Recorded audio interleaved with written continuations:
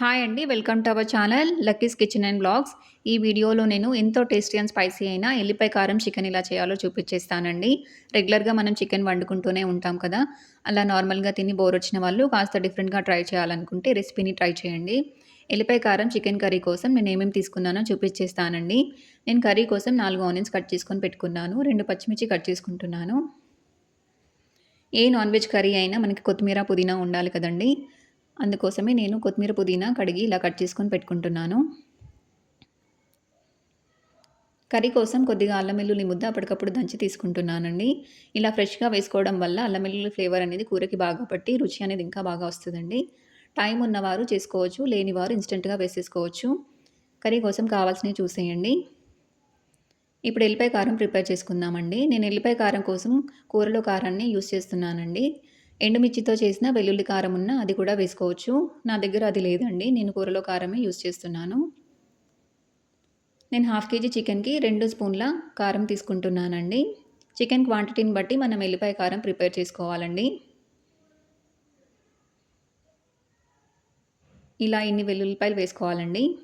మనం చేసేది ఎల్లిపాయ కారం చికెన్ కదండీ! వెల్లుల్లి కాస్త ఎక్కువ వేసుకుంటేనే బావుంటది. ఇది గ్రైండ్ చేసేటప్పుడు ఒక స్పూన్ ఉప్పు వేసుకోవాలండి.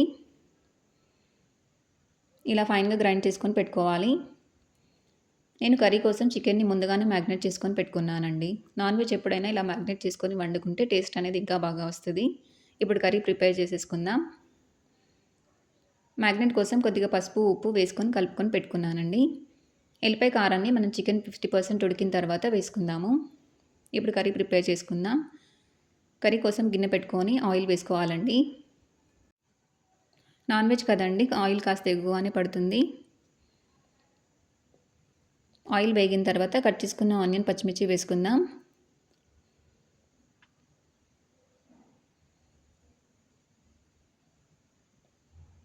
పచ్చిమిర్చి, ఆనియన్స్ వేసుకొని బాగా కలుపుకోవాలండి.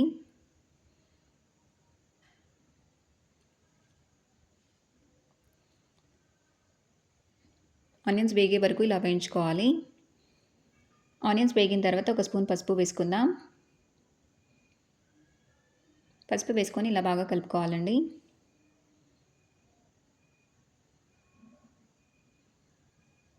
ఇప్పుడు కొత్తిమీర, పుదీనా వేసేసుకుందాం. చికెన్ కదండీ! చికెన్‌కి కొత్తిమీర, పుదీనా కాస్త ఎక్కువ వేసుకుంటేనే బావుంటది. ఇప్పుడు మనం దంచి పెట్టుకున్న అల్లం వెల్లుల్లి ముద్ద వేసుకుందాం. చూడండి ఇలా ఫ్రెష్‌గా వేసుకోవడం వల్ల వాసన అనేది కమ్మగా వస్తుంది. కూర రుచి కూడా చాలా బావుంటదండి. ఇలా ఆనియన్స్ అన్నీ వేగిన తర్వాత మ్యాగ్నేట్ చేసుకున్న చికెన్ వేసుకుందాం. నేను గ్రేవీ కోసం కొద్దిగా పెరుగు కలుపుకున్నానండి. పెరుగు ఇష్టం లేని వారు వేసుకోకున్నా పర్వాలేదు.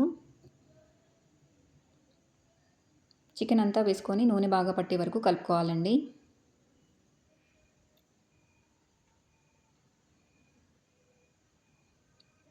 ఎల్లిపాయ కారాన్ని మనం చికెన్ 50% ఉడికిన తర్వాత వేసుకుందామండి. ఇప్పుడు ఒక 10 నిమిషాలు మూత పెట్టేసుకొని మగ్గనిద్దాం. చూడండి నూనె బాగా తేలి కూర సగం ఉడికిపోయింది.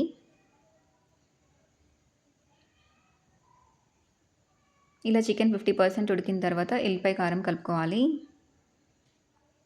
మనం చేసుకునేది స్పైసీ కర్రీ కదండీ! కారం కొద్దిగా ఎక్కువ వేసుకుంటేనే బావుంటది. ఈ కారం అంతా ముక్కలకి పట్టే వరకు బాగా కలుపుకొని ఒక 10 నిమిషాలు ఉడికించుకోవాలండి.